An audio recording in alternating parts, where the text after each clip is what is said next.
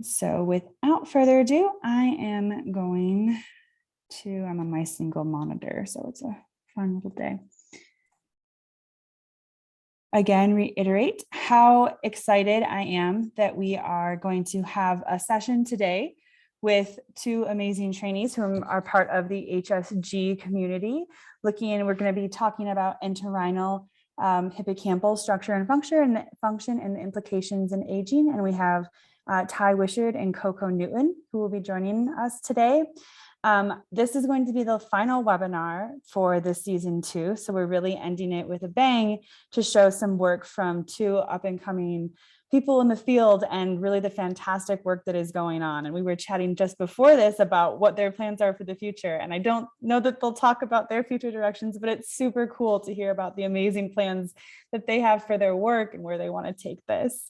So we're going to start with Ty today. Raban's going to give a nice introduction and I'll leave this screen out there in there. And then after that, I'll pull it down and Ty, let you throw your slides up. All right, so hi everyone. It's my pleasure to introduce Ty Wishard.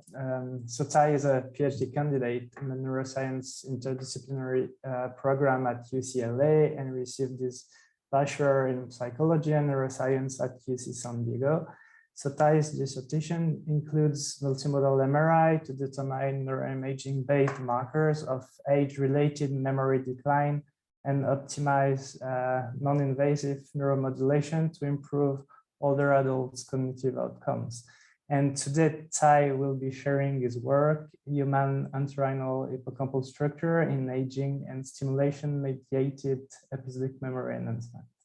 So Ty, the floor is yours. Thank you. It's a mouthful. Okay. Thank you very much. That was nice, and I'm extremely excited to be here to speak with you all. So, as Raban said, I'm going to be talking about human entorhinal hippocampal structure and aging and stimulation-mediated episodic memory enhancement. So, I'm going to start with a brief background on brain aging and the medial temporal lobe circuit, and then I'm going to go into the work that I've used, the Human Connectome project in aging, using a plasma biomarker for amyloid beta and how that relates to declining cognition across age, and then some work using two forms of neuromodulation in non-invasive form or an invasive form, and how we can use that to optimize these neurotechnologies for memory enhancement. So when using MRI, we can quantify regions of the brain by looking at how large they are, right? So the volume. And so some work has been done looking at typical aging. However, a lot more is done, usually in pathology situations, where age is associated with a decline in your total brain volume, right? And also a specific region that we know to be associated with memory called the hippocampus and surrounding neocortical areas.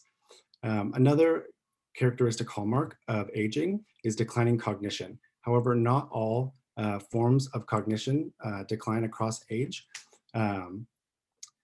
But when we look at how volume changes across age, you're showing in late childhood, early adolescence, you reach the maximum that your brain will, brain size that you'll have. All the way up until your late 20s, when your brain white matter reaches its maximum size. And then after that period is what I'm really interested in, and it's how does your brain volume change as you get older? And how does this associate with either long-term memory or working memory? And how can we use things like vocabulary performance, which we know to be age invariant, as a control measure? And so in pathological conditions like Alzheimer's disease, it's been shown that the hippocampus atrophies or decreases in volume across the disease progression, and that the degree of atrophy that these individuals possess also correlates with the amount of memory decline. So using the Human Connectome project, we looked at how cognition changes across age and is associated with the hippocampal volume, as well as amyloid beta, which is measured from blood plasma, and also ApoE, if you're an ApoE4 carrier, which is known to be an Alzheimer risk factor gene. How do all of these things contribute to your prognosis for either typical aging or maybe a more memory impaired aging? And so a few notes here is that we only compared ApoE3 and 4. So like the ApoE3 carriers were our control group. And then an ApoE, if you have 1 or 2 copies, you were put into, you're a carrier of ApoE. And so the age range here is 50 to 89 years old. And the sample is about 55% female, and also about 1 in 4 individuals identified as members of a minority group. Okay, so when we look across age, what is changing? So hippocampal volume, which we correct for using total intracranial volume, significantly declines across the lifespan, or the aging lifespan, from 55 years all the way up to 89 years. And we also show declining verbal memory performance. And so we used a list word called the Ray Auditory Verbal Learning Task here, where individuals given a list of 15 words, and then they were asked to tell us how many words that they learned over a series of 5 trials. And also amyloid beta was measured from blood plasma, which also declines across age. And so contrary to PET imaging, where amyloid beta would be typically seen to increase in pathology settings, like in Alzheimer's, amyloid beta 40/40 ratio, if it declines in blood plasma, that is associated with an increase of protein deposition in the brain. And so a lower level here is more pathogenic and is also associated with older age. And so when we look at how our biomarkers relate to each other, we see that amyloid beta in individuals who have a more pathogenic amyloid beta also have smaller hippocampal volume. However, interestingly though, ApoE, so ApoE4 carriers, did not have smaller hippocampi as they would in disorders like Alzheimer's disease, or individuals who ended up developing Alzheimer's disease. I think this is interesting because this is a longitudinal study, and so we can follow these individuals and say, what about their either lifestyle or their brain volumetrics, or other markers like of good health, like exercise, contributed to these individuals not developing a memory impairment later in life. ApoE does associate, though, with a pathogenic level of amyloid beta in blood. And so if you're an E4 carrier, either 1 or 2 carrier, then you're going to have a lower amyloid beta ratio.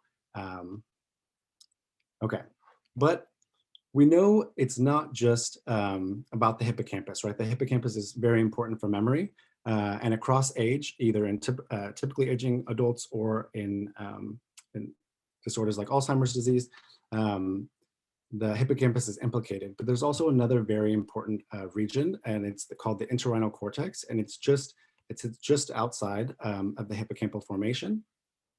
And there's a pathway that goes from the entorhinal cortex into the hippocampal formation that's known as the perforant pathway. And it's called this because it perforates the subiculum, okay?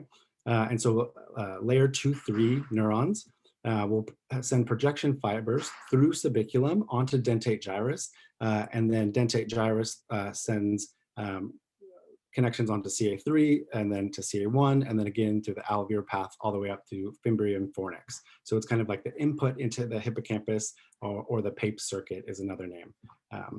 And so in animals, work has been shown that this perforant pathway, which is known to be an associative learning pathway, when it's stimulated, it can increase a cellular component of learning and memory called long-term potentiation. And so we have a sample of individuals who have deep brain stimulating electrodes implanted in their brain. And using a different type of MRI, we can estimate the microstructural integrity of this region by fitting tensors, or essentially by characterizing how water moves in brain space, and saying, is it more organized in one direction, or is it more scattered or more even in all of the directions? And then how does that relate to how these individuals responded to deep brain stimulation? And so there were 9 subjects in the sample, and they had stimulation trials and non-stimulation trials across 4 different tasks, which were person recognition, object recognition, verbal free recall, and also face name association. We then combined performance across all tasks to create a stimulation performance index for stimulated and non-stimulated trials. They would receive a stimuli, they would receive stimulation, and then during a recall, if they remembered that, then they would have a point for the stimulated trial, right? And likewise for the non-stimulated. And so then we compared were the number of objects that were remembered in stimulated versus non-stimulated, is that the enhancement? Okay. And so what you're seeing here is the deep brain stimulation electrodes that were implanted in white matter. And so previous work in the lab showed that if stimulation was delivered in entorhinal white matter versus gray matter, then there was a performance enhancement. And so using diffusion imaging, I tracked pathways from the entorhinal cortex into the hippocampus and waypoint confined them to the subiculum. And so what you'll see here are micro wires or micro contact. And so this is the stimulating one. You can also record from these individuals. And they also have bipolar or more macro scale stimulation. And so in this individual, they were stimulated right here. And so we don't just measure what the microstructural integrity is, which was, we also measured how close the stimulation occurred to the epicenter of the pathway. And we found that individuals who received stimulation that was closer to this maximum fiber crossing received a better benefit from stimulation than non-stimulation. And then also, if you had a higher fractional anosotropy, which is a measure for microstructural integrity, basically saying how much larger is that the longest diffusion compared to the other 2 more radial diffusion directions. If it's more in the long pathway, then they received a better stimulation enhancement. And what I'm showing below is also just like the positioning of this, right? So this is just one example subject, but I think it really, it highlights where we're also seeing the biggest benefit. And this is coming from the anterior region of the medial temporal lobe. And so as you go from anterior to posterior, you have more fibers anteriorly than posteriorly. And if stimulation electrodes were in this anterior region, then you seemed to have a stimulation benefit. Okay, but those were epilepsy patients, and as far there are only certain justifications that can be made for everybody getting deep brain stimulation, right? And may only be really necessary in severe forms of memory impairment, like Alzheimer's disease or mild cognitive impairment. But we could also do a lot of work non-invasively. And so one of those methods is transcranial magnetic stimulation. And so this is just a brief study design, and I'm going to focus on days 3 through 7 of this study design. We do an initial memory screen where we take their baseline memory scores. Then they get an MRI where we do a functional resting state connectivity with the left hippocampus to find a region in the lateral parietal cortex that will be the focus of the TMS stimulation. We then stimulate with TMS across 5 days and then track their memory performance using an object recognition task.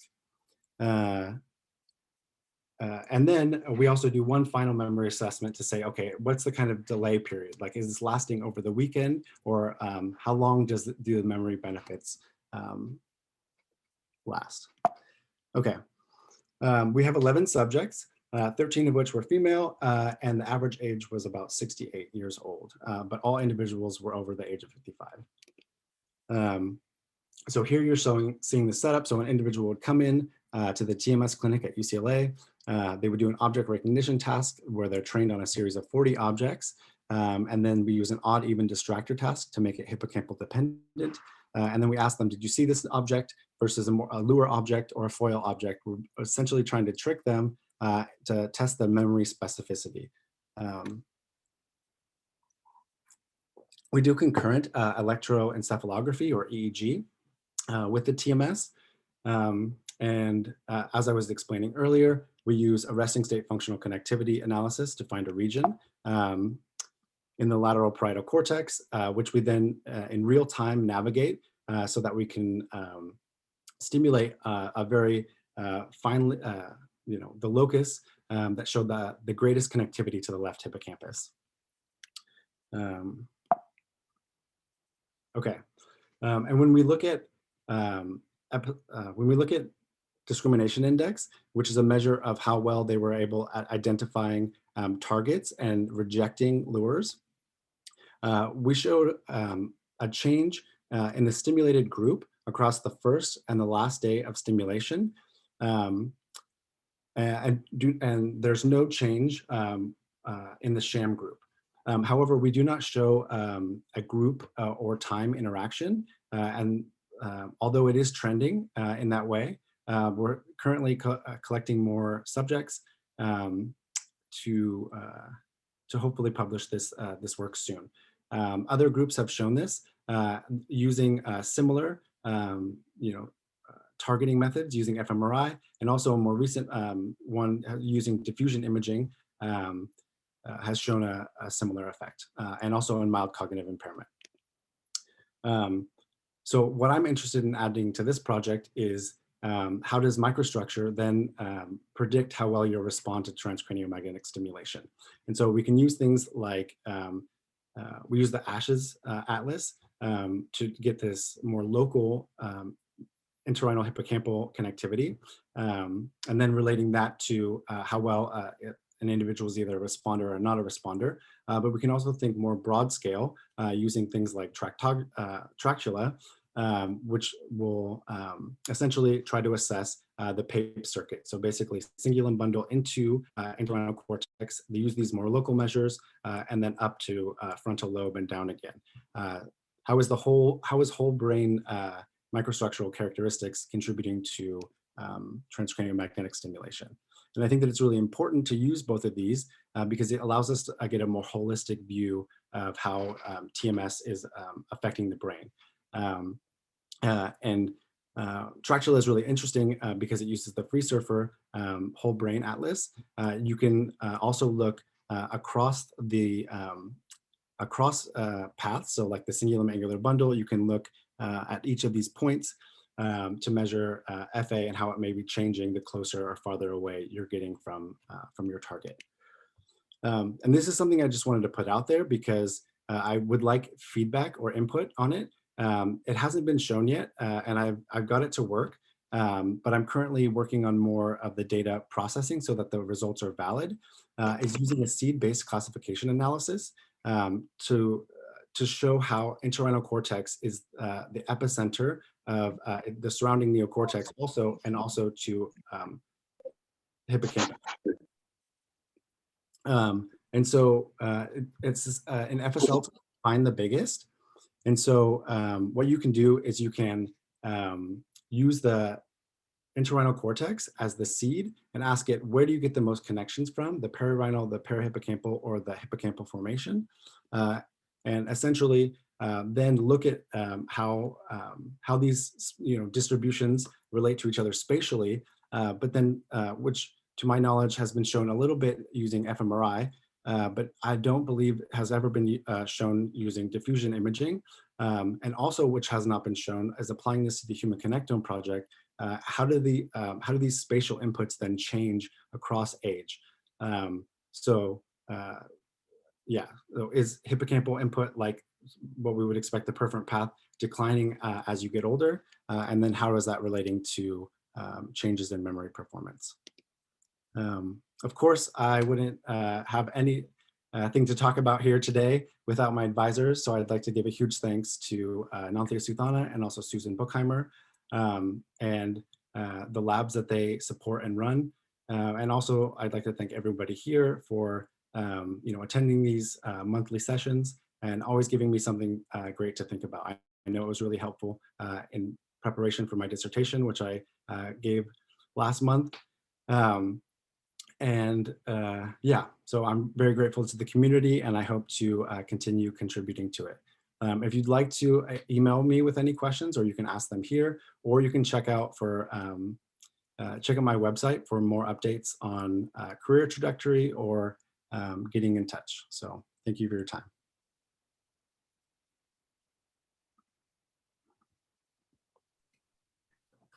Wow, thank you. That's so impressive. I will just echo what Renaud said. Very impressive talk. I really like that you were able to draw from multiple aspects of doing the research to look at how there might be this impact of the entorhinal cortex, especially on impacting how there's memory decline. I will open the floor. If anyone wants to unmute and ask a question, feel free. It might help if you do the raise hand. Otherwise, you can use the chat box.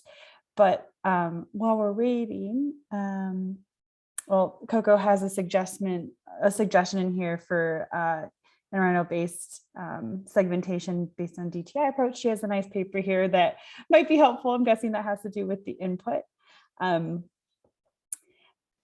I wanted I had a, oh, sorry. No. Go for it. Yeah, I just want to say I had a very similar sort of question during my research, and I found this one where they didn't put seeds in the EC, but in the cerviculum, and so they were looking at lateral versus medial entorhinal cortex. It's a really cool paper, so check it out.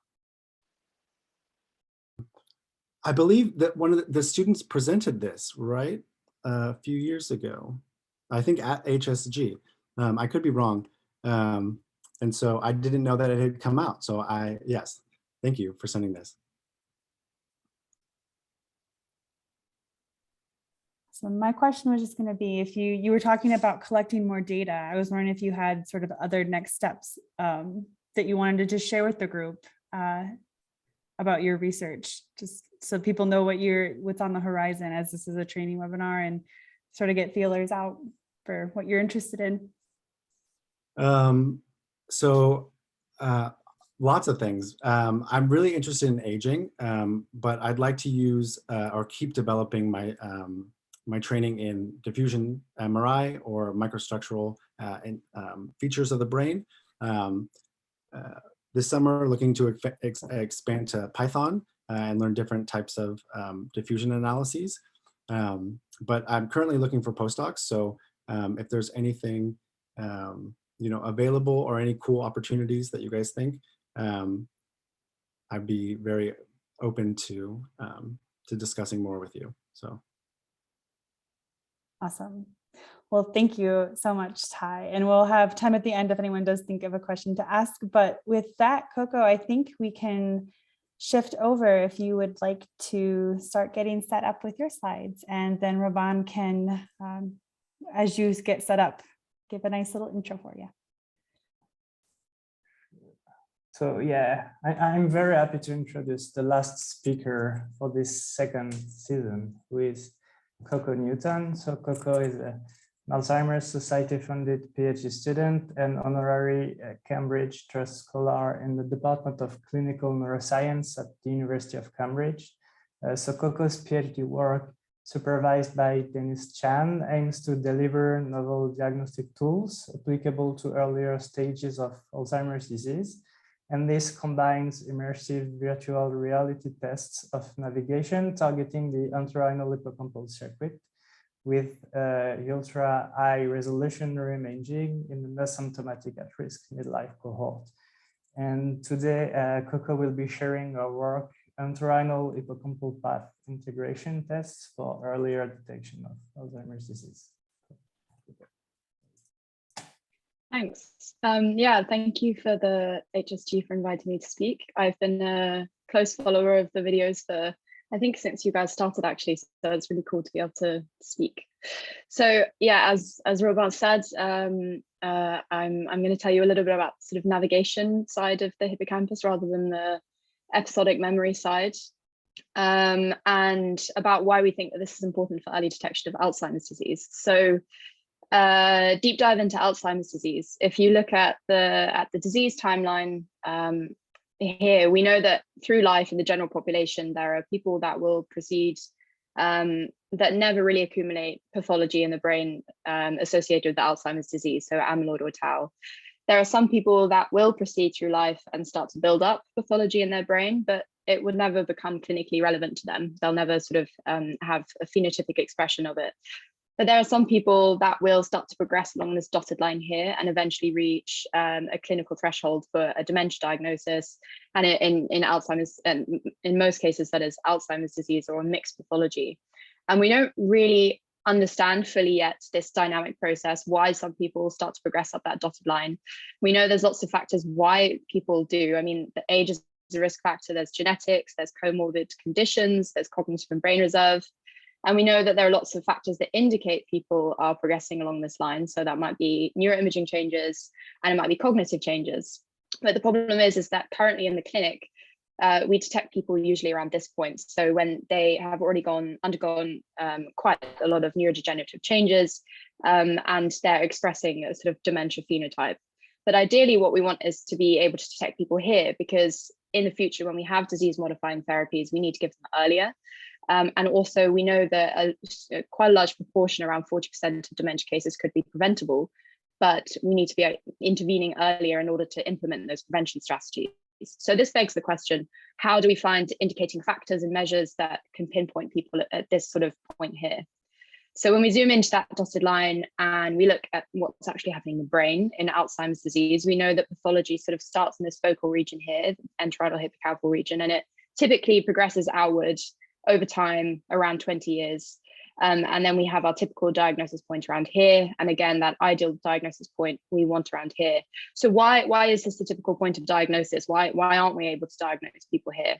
Well, part of the problem is many reasons, but part of the problem is that a lot of the cognitive tests we're using were designed to detect dementia. So they were designed based on comparing people with dementia and without dementia and saying what is the difference between these two populations. So they target general cognitive function, but if we know that the pathology starts in one region, why aren't we designing tests that targets just this one region to see when it first starts to change in function? So we in our group have taken a theory-driven approach. We know that based on Nobel Prize winning research, that our navigation system closely overlaps with the network of regions that are affected early in Alzheimer's disease. So in yellow, we have the regions that are affected by pathology in the sort of preclinical stages. And the regions highlighted here are also key nodes of the navigation network. And we know that they're the key nodes of the navigation network because they contain these populations of neurons, which are known to be really critical to our ability to navigate. So for example, here we have grid cells. So grid cells are a kind of metric of space, we think, that they were discovered by recording from rodent entorhinal cortex while the rodent was snuffling around in the box. And then if you overlay the location tracking data with the firing rate data from single neurons and local field potentials, the researchers found, the Moses, that you had one cell with these repeated firing fields. So you can imagine that as the rat walks around in the box, when he crosses a field, he knows roughly how far he's been walking and what direction. And similarly, later on, these other types of spatial cells were discovered, such as boundary vector cells. So this is a cell that's responding to the right-hand boundary over here, and that can be from the perspective of the rat, egocentric, or from the perspective globally of the box, allocentric. And the same here, this one cell is responding to objects that lie directly in front of this rat. And then in hippocampus, we have place cells, which were it was the first type of spatial cell discovered by John O'Keefe back in the 70s. And that is a cell that fires in a specific position and environment. It's controlled by lots of different features of environment and space, but that tells the rat where it is in the box. And then finally, we have orientation information in parietal regions, although it's angular information is sort of distributed throughout the brain. So that gives us this orientation information. And again, we also have some object vector cells in the posterior regions here. So if we know that within these regions where the tau pathology that sort of best correlates to the cognitive profile of Alzheimer's disease, if that's where it begins, and we know that there are these specific types of spatial cells here, could we test the behavior based on these spatial cells in order to create a new sensitive cognitive test? So we zoom in to the hippocampal entorhinal region, and we know that it's the entorhinal cortex tends to be a little bit more susceptible to tau pathology before the hippocampus. So zooming into the entorhinal cortex, where we have these grid cells, and as I said, they were discovered by recording from a rodent as it forages around a box in wild-type rats and mice and in humans, because these cells have been discovered in many different mobile species. We see this nice hexagonal firing appearance of this grid cell. So this is a really nice, it's a good grid cell.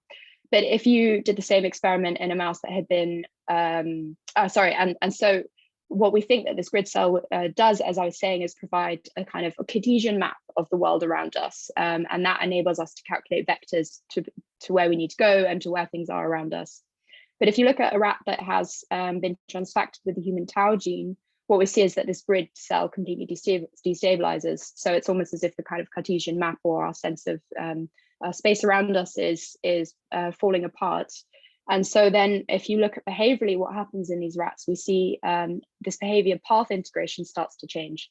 So path integration is this ability to remember where you are in space and where you've been in space based purely on self-motion information. So for example, if you take a rat or a hamster in the dark, and you watch it as it leaves its home nest, it travels around hundreds of meters, turns around hundreds of times, and eventually finds food, it's able, still in the dark, to beeline straight back to where it started from, its home.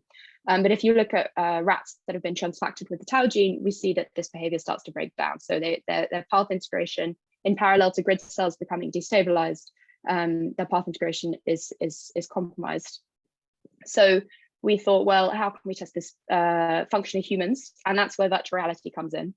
So virtual reality allows us to create these huge, large-scale environments in which we can test people's navigation because we can control what they see. So this is what the environment looks like in this is the large image here. So cones appear in the environment and participants have to follow the cones 1 to 2 to 3, at which point all of the cones disappear and they have to try to walk back to where they thought they found number 1 based on their self-motion.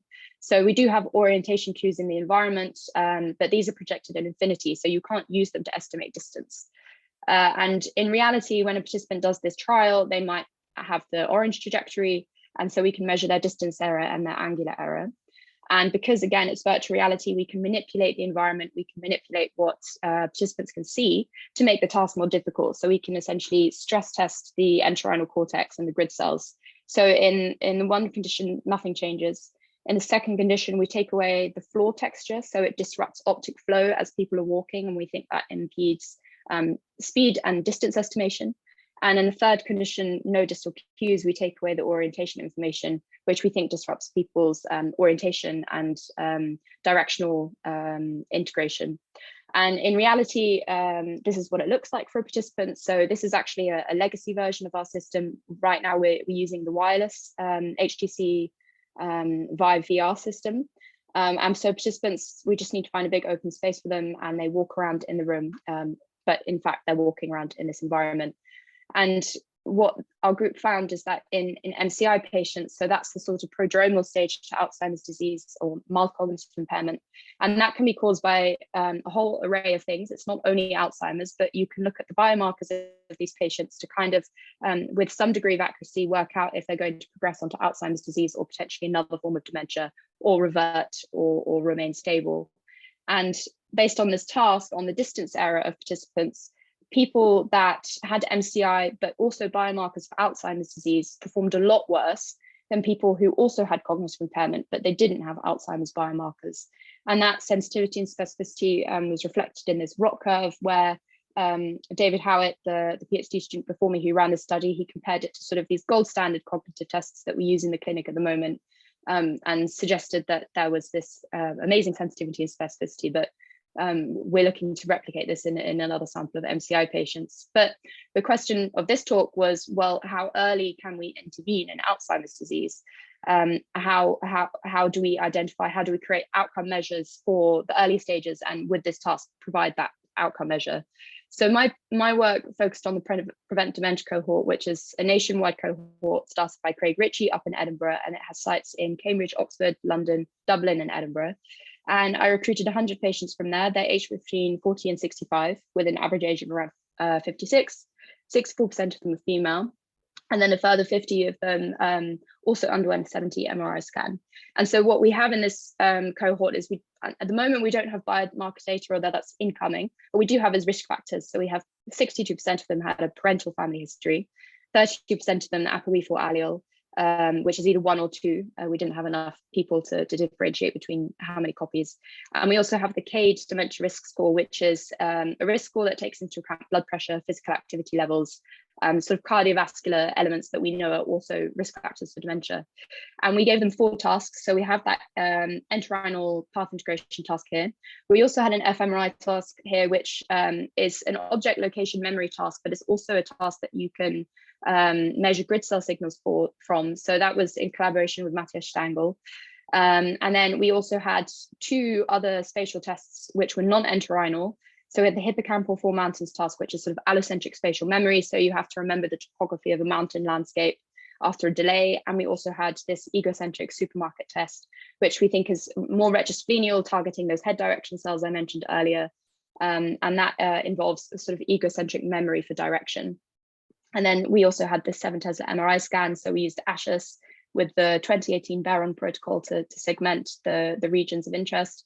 And this is, we used it with the sort of standard T2 high resolution slab, and the functional scan was orientated along the long axis of the hippocampus. So what we found is that it's seemingly individuals that are in their midlife, completely asymptomatic, who are at risk of future Alzheimer's disease might be performing slightly differently to their controlled age-matched counterparts, but only on the most difficult condition of the task. So on the no change condition and the no optic flow condition, it seems to be reasonably the same, although they're slightly trending. But on that third condition where we take away orientation cues, we see that the angular error significantly increased in individuals with a family history. And we also found that on that third condition, angular error correlated with the dementia risk score that I mentioned earlier as well. So some slight signals that potentially entorhinal cortex function is starting to be compromised, but of course we don't have any biomarker data. So ideally what we want to do is expand the study with some tau PET imaging to see if we can relate it exactly to the pathology that we think is behind this behavioral change. We also saw that the 4 mountains hippocampal task seems to be showing some differential signals according to family history again. So individuals with a family history here are performing lower, also they have a reduced score than individuals without family history. So what we also did is we gave this cohort tasks which were non-navigation tasks. So we had narrative recall. We found that so when you had to recall a story and the order of events and what happened in what event, there was no difference in those family history groups on that task. In fact, family history was almost trending towards better performance. And we also found on a shaped visual color binding task, which Mario Parra has published in Brain a few years ago, that seemed to show really high sensitivity and specificity to familial Alzheimer's disease. We didn't see a change on that type of task either. So something hinting towards potentially this very specific entorhinal tasks and hippocampal tasks, we might be onto something. So then just touching on the 70 MRI structural correlates, it was a sort of mixed findings. So we had the whole entorhinal cortex, it trended towards what we would expect, that high entorhinal volume was associated with a lower overall distance error or location error. But counterintuitively for dentate gyrus and posterior cingulate, which are other path integration regions, we found reverse associations. So larger volumes accounting for worse performance. We don't quite know how to explain that. It's potentially some degree of inflammation there or compensatory structures that potentially people aren't really using path integration to solve the task. But that's something that we're currently exploring. But one thing we did find is that CA1 crops up in both the path integration task and the 4 mountains. So family history groups have a differential association in terms of the volume of that region and their performance. On the path integration task, so family history positive seem to have, again, that reversed association where larger volume was associated with worse angular performance. And for the 4 mountains, a larger volume was associated with a worse 4 mountains performance. But what I really wanted to drill home is this idea of that with increased and enhanced understanding of the different hippocampal subfields in the entorhinal cortex, and not just at the sort of structural level, but also at the cellular level, we can start to really test out these brain behavior relationships and starts to translate this frontline understanding from cognitive neuroscience into the clinic. And so when we understand these relationships, potentially that should be our guiding principles for cognitive tests, rather than potentially some more diffuse global cognitive tasks that we're not entirely sure exactly what regions they're targeting. And that's the avenue we're exploring. So thank you very much for listening. And I'm very happy to take any questions.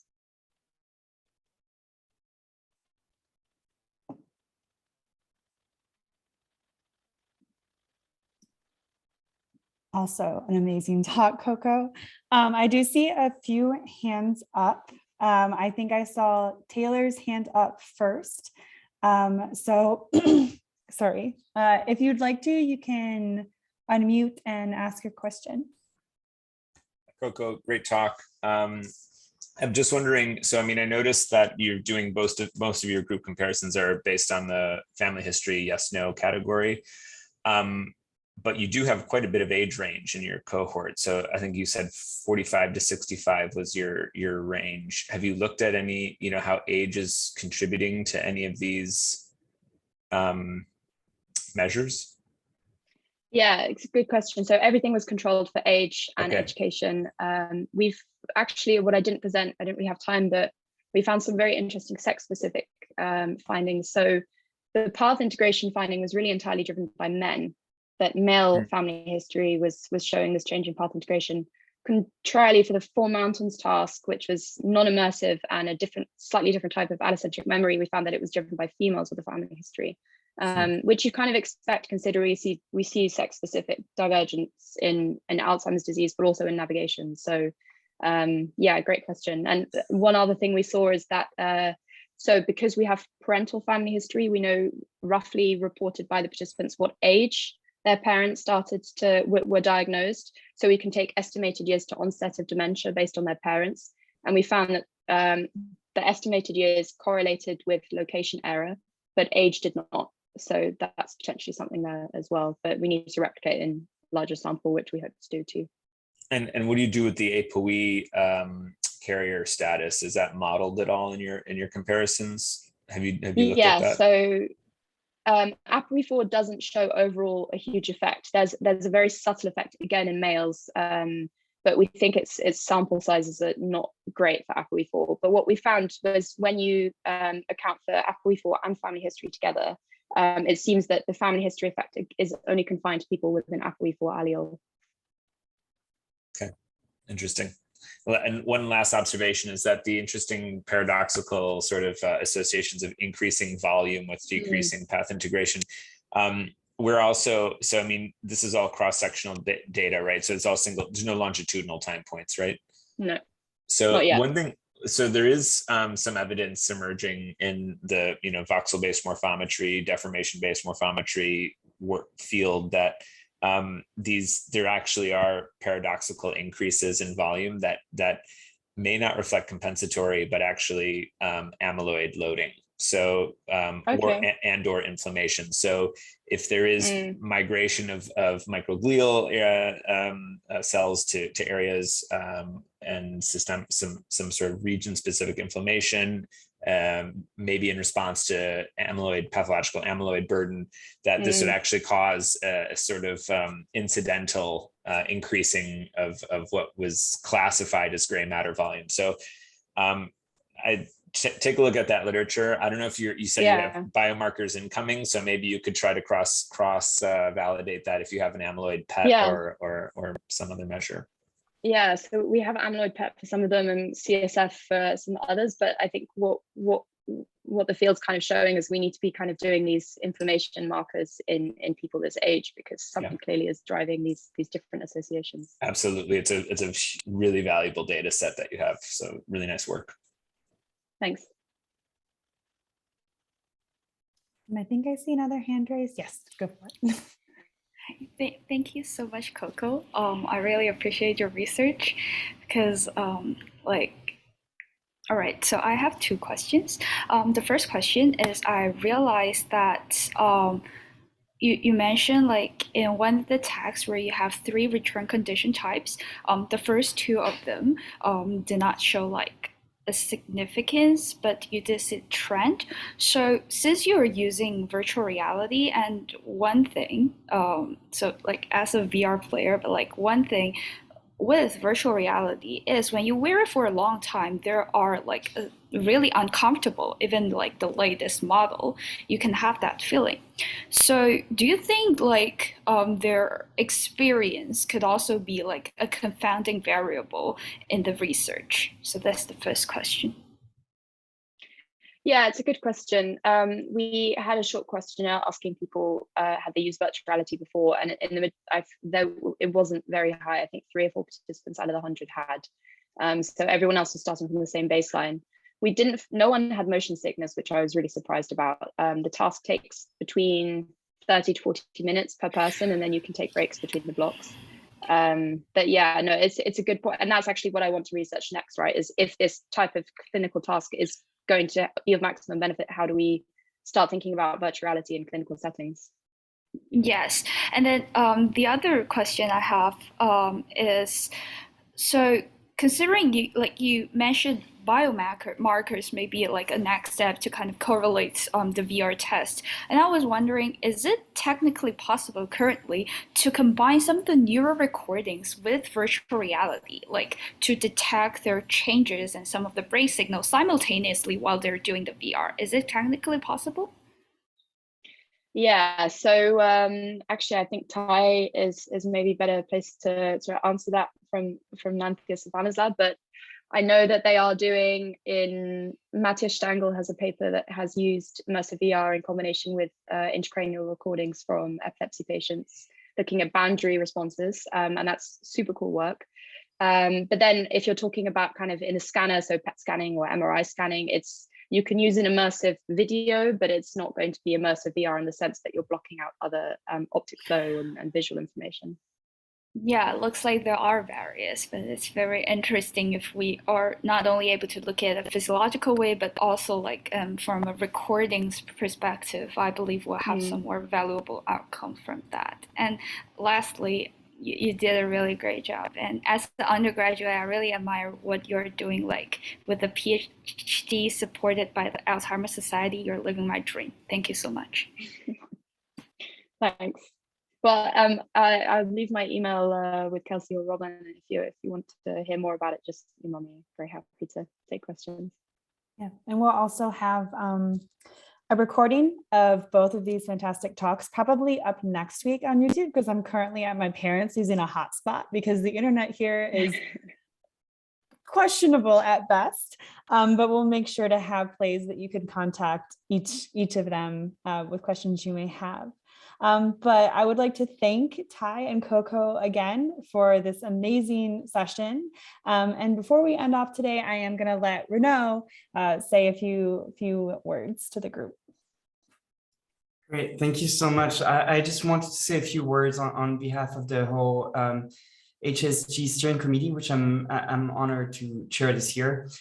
I think we really wanted to thank all the speakers who presented during this second season of the webinar series, and personally say how impressed I've been of the talks and discussions, like the discussions we've had today. I think this is really incredible. And when I think of what I did during my PhD, and now we have grad students presenting amazing work, I feel like the field has evolved in a very impressive way, and I'm really glad to be a witness of all of this.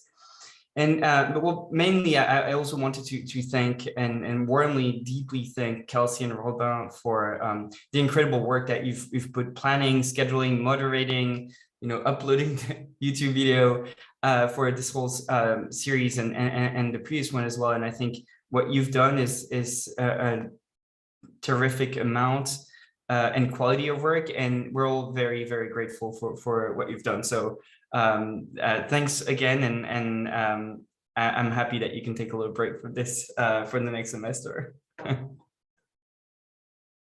Thank you. I know that Robin and I have a fun time planning these things, even if the scheduling at the very beginning is chaotic, because we're like, what do we do?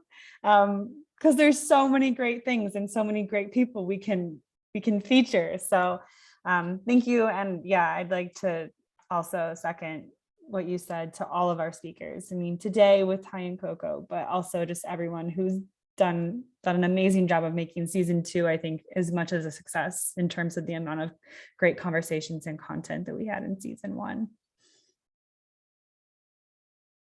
And it's fun to work with Ravan. Cool. Well, the last thing I'll say is that I don't know that it will be specifically for this webinar, but I know that Rosanna put out a call recently for the communications chair. So just that everyone is aware of it. I probably will be interested in applying for that, but if anyone who's been watching would like to take like a similar role as Rovan and I just wanted to put the plug out there that I know that went out recently. So if you're looking to get more involved with the group in terms of Twitter and all that, keep an eye out for some Twitter information for that coming up soon. So hopefully that's okay to say, Renaud. I just know that to not gatekeep, I would let everyone know that was going to be there. So I'm not like, fine. Awesome. All right. Well, thanks so much. Can I add, Kelsey? So in general, if you're interested in doing something with the HSG, just please reach out to us. We're always happy and always looking for volunteers. Yes. Yes, that is a good general. They're a very welcoming group. So I'm very glad that this was my entry point into being able to work with them more directly. So would definitely recommend being, as involved as you'd like in the community, but it's great that everyone is a part of the community in the capacity of attending these webinars. So I will post this up soon and we will see all of you on Twitter and hopefully we'll have something coming up for season 3. All right. Thanks, everyone.